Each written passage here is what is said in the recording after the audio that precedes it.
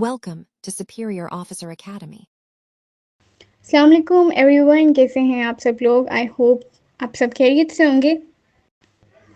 आज हम करने जा रहे हैं एक और एडिटोरियल का ब्रेक डाउन जो कि आपके CSS और PMS एग्जाम्स के लिए हाईली रेलिवेंट है। So let's start with students, आपको क्या लगता है कि पाकिस्तान के क्लाइमेट डिज़ास्टर्स सिर्फ नेचुरल हैं? रिवर सवात में जो डोजन टूरिस्ट की मौत हुई वो हमें एक पेनफुल रिमाइंडर देती है कि पाकिस्तान अब भी क्लाइमेट वल्नरेबिलिटीज़ को हैंडल करने में फेल रहा है। ये सिर्फ फ्लड्स या हीट वेव्स का मसला नहीं है, बल्कि ये गवर्नेंस का मसला है। क्लाइमेट रिस्क पाकिस्तान में हर सेक्टर और प्रोविंस को अफेक्ट करते हैं। ये इंटर प्रोविंशियल और मल्टी सेक्टोरल चैलेंजेस हैं जहां पर सिर्फ पॉलिसीज़ बनाना बिल्कुल भी काफ़ी नहीं है, उनका इम्प्लीमेंटेशन भी इक्वली इम्पॉर्टेंट है। प्रॉब्लम ये है कि हमारे एपेक्स इंस्टीट्यूशंस जो क्लाइमेट गवर्नेंस का बैकबोन है वो अपनी रिस्पॉन्सिबिलिटीज़ को इफ़ेक्टिवली फुलफ़िल नहीं कर रहे। पाकिस्तान का क्लाइमेट गवर्नेंस आर्किटेक्चर में कम अज़ कम 6 एपेक्स काउंसिल्स हैं, like the council of common interest CCI, national economic council NEC और पाकिस्तान क्लाइमेट चेंज काउंसिल। साथ ही मल्टीपल कमीशंस, अथॉरिटीज़ और ऑटोनोमस बॉडीज़ भी हैं। इनका काम है कोहेरेंट पॉलिसी मेकिंग और डेमोक्रेटिक ओवरसाइट इंश्योर करना। मगर ग्राउंड रियलिटी क्या है? कोऑर्डिनेशन, बॉटलनेक्स और वीक इंस्टीट्यूशनल ओवरसाइट की वजह से पॉलिसीज़ का इम्प्लीमेंटेशन ब्लॉक होता है। यही रीज़न है कि क्लाइमेट गवर्नेंस का जो सिस्टम पेपर पे स्ट्रॉन्ग लगता है वो रियलिटी में फ्रेजाइल है। अब सवाल ये है, अगर इंस्टीट्यूशंस का सेटअप है तो ये काम क्यों नहीं कर रहे? क्या आपको पता है कि पाकिस्तान के क्लाइमेट गवर्नेंस का सबसे बड़ा इश्यू क्या है? इंस्टीट्यूशंस हैं हमारे पास, पॉलिसीज़ भी बनती हैं मगर मीटिंग्स ही नहीं हो रही। इमेजिन करें एक ऐसा सिस्टम जो पेपर पे स्ट्रॉन्ग लगता है मगर ग्राउंड रियलिटी में कम्प्लीटली डिसफंक्शनल है। At the heart of this failure lies insufficient coordination और policy making bodies का infrequent convening। मिसाल के तौर पर council of common interest CCI, जो inter provincial climate policy coordination के लिए क्रूशल है, वो अपने कॉन्स्टिट्यूशनली रिक्वायर्ड मीटिंग्स का स्केड्यूल फॉलो ही नहीं करता। इसी तरह नेशनल इकोनॉमिक काउंसिल NEC, जो इकोनॉमिक प्लानिंग और क्लाइमेट टारगेट्स अलाइन करने का काम करता है, वो भी अपनी by annual meetings frequently miss करता है। इन डिलेज का मतलब है कि क्लाइमेट और इकोनॉमी का इंटीग्रेशन प्रैक्टिकली इम्पॉसिबल है। और जब हम नेशनल सिक्योरिटी काउंसिल NSC को देखते हैं तो सिचुएशन और भी अलार्मिंग है। 2021 के नेशनल सिक्योरिटी पॉलिसी में नॉन ट्रेडिशनल थ्रेट्स जिसे क्लाइमेट रिस्क को एक्नॉलेज किया गया था, लेकिन NSC का फोकस अब भी सिर्फ कन्वेंशनल सिक्योरिटी इश्यूज पर है।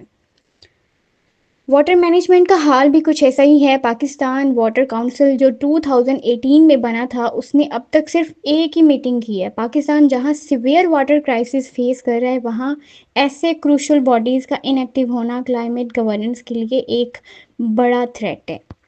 आप सोचिए, अगर एपेक्स काउंसिल्स और पॉलिसी मेकिंग बॉडीज़ का ये हाल है तो इम्प्लीमेंटेशन कैसे होगी? स्टूडेंट्स, इमेजिन करें एक ऐसा सिस्टम जो क्लाइमेट काउंसिल्स और कमीशंस तो बन गए हैं मगर उनके लीडर्स ही अपॉइंट नहीं हो रहे। ये लीडरशिप गैप्स और अप्रूवल बॉटलनेक्स पाकिस्तान के क्लाइमेट फ्यूचर को डायरेक्टली थ्रेटन करें। सबसे पहले बात करते हैं पाकिस्तान के क्लाइमेट चेंज काउंसिल की, जो बाई एनुअल मीटिंग्स करने के लिए लीगली बाउंड है मगर वो अपने स्केड्यूल को फॉलो नहीं कर रहा। इस तरह इन्वायरमेंट प्रोटेक्शन काउंसिल भी सिर्फ 2 बार मिला है पिछले 40 साल में। अब सोचिए, जब क्लाइमेट और इन्वायरमेंट के इश्यूज पे अर्जेंट एक्शन लेना हो और यही एपेक्स बॉडीज़ इनएक्टिव हों तो कॉन्सिक्वेंसेस क्या होंगे? नेशनल डिज़ास्टर मैनेजमेंट कमीशन का रोल भी हाईली क्रिटिकल है क्योंकि ये इंटर प्रोविंशियल कोऑर्डिनेशन और डिज़ास्टर प्रिपेयर्डनेस का काम करता है। मगर ये कमीशन भी अपनी मीटिंग्स इनफ्रीक्वेंट रखता है और क्लाइमेट साइंस को अपने डिज़ास्टर रिस्क मैनेजमेंट में इंटीग्रेट नहीं कर पा रहा। अप्रूवल बॉटलनेक्स का एक और क्लियर एग्जांपल है Pakistan agriculture research council, Pakistan council for research on water resources और Pakistan council for science and technology. इन की इंस्टीट्यूशंस में लीडरशिप डिलेज की वजह से climate resilient agriculture, water management और साइंटिफिक रिसर्च सीवियरली इफेक्ट हो रहे हैं। और इन्हीं गैप्स की वजह से पाकिस्तान का 60% रीन्यूएबल इलेक्ट्रिसिटी टारगेट बाय 2030 और नेशनल अडेप्टेशन प्लान भी फ्रेगमेंटेड और डिलेड है। ये चैलेंजेस क्रोनिक हैं, मगर क्या सॉल्यूशंस पॉसिबल हैं, ये हम आगे चल के देखते हैं। आप सोचिए, अगर पाकिस्तान के क्लाइमेट इंस्टीट्यूशंस इतने डोरमेंट हैं तो क्या कोई सॉल्यूशन है? क्या गवर्नेंस का ये डेडलॉक ब्रेक हो सकता है? गुड न्यूज़ ये है कि रिफॉर्म्स पॉसिबल हैं, लेकिन सिर्फ पॉलिटिकल विल स्ट्रांग होनी चाहिए। एक्सपर्ट्स कहते हैं कि सबसे पहला स्टेप ये है कि प्राइम मिनिस्टर खुद 6 एपेक्स काउंसिल्स का जॉइंट मीटिंग कन्वीन करे। ये मीटिंग सिर्फ बैकलॉग क्लियर करने के लिए नहीं, बल्कि एक शेयर्ड विजन डेवलप करने के लिए भी ज़रूरी है, जो नेशनल क्लाइमेट एजेंडा को फॉरवर्ड ले जा सके। एक और स्ट्रॉन्ग सोल्यूशन ये है कि पीएम का अथॉरिटी डेलीगेट किया जाए by appointing deputy chairman for all apex councils और कमीशंस। इससे रूटीन फंक्शनिंग स्मूथ होगी और ऑपरेशनल कॉन्टीन्यूटी इंश्योर होगी। पीएम का ओवरसाइट बरकरार रहेगा, मगर बोटलनेक्स जो हैं वो ख़त्म हो जाएंगे। स्ट्रीमलाइंड अपॉइंटमेंट प्रोसेसेस भी क्रिटिकल हैं। लीडरशिप वैकेंसीज का प्रोलॉन्ग्ड रहना क्लाइमेट रिजिलियंट एग्रीकल्चर और साइंटिफिक रिसर्च को हैम्पर करता है। पाकिस्तान इंजीनियरिंग काउंसिल का मॉडल देखा जाए तो उन्होंने 1976 से 12 चेयरमैन इलेक्ट किए हैं। ये अप्रोच क्लाइमेट बॉडीज़ के लिए भी रेप्लिकेट की जा सकती है। सो फाइनली, एक इंडिपेंडेंट सेल जो पीएम्स ऑफिस में हो, प्रोएक्टिवली अपकमिंग मीटिंग्स का स्केड्यूल मेंटेन करे और गवर्नेंस गैप्स फिल करे। ये होल ऑफ गवर्नेंस कोऑर्डिनेशन के लिए गेम चेंजर हो सकता है।